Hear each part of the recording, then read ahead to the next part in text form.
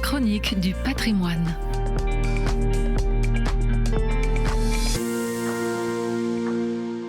En France, nous vivons depuis 2 semaines le temps de l'Avent, une période de préparation intérieure en vue de Noël. Mais saviez-vous que dans d'autres traditions chrétiennes, notamment dans plusieurs églises d'Orient de rite byzantin, cette préparation prend une autre forme ? Ces églises se préparent à l'arrivée de Noël par une période de jeûne, le jeûne de la Nativité, parfois appelé jeûne de Saint-Philippe.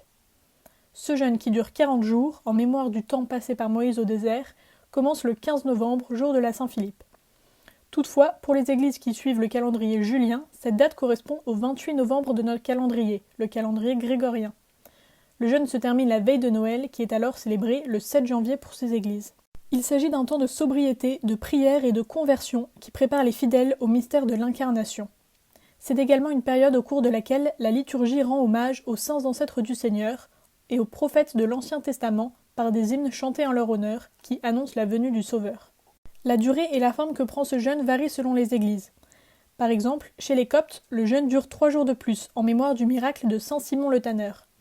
Saint Simon est un moine qui en 975 a sauvé son peuple de la menace d'un calife fatimide en déplaçant la montagne du Mokattam par la grâce de Dieu. Pendant cette période, les fidèles suivent un régime végétalien en ne consommant aucun produit qui provient des animaux. Le dernier mois, appelé mois de Kiak, est consacré à la Vierge Marie.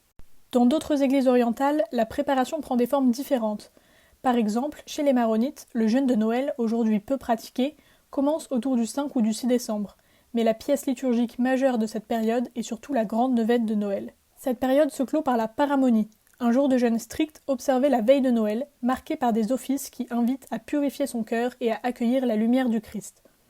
On célèbre également les heures royales, un office solennel qui réunit les grandes prières de la journée. Le jeûne de la Nativité n'est donc pas seulement une abstinence alimentaire. C'est un temps de recentrement sur Dieu, d'attention aux autres, d'actes de charité et de méditation sur le mystère de Dieu qui s'est fait homme. Bel Avant à tous!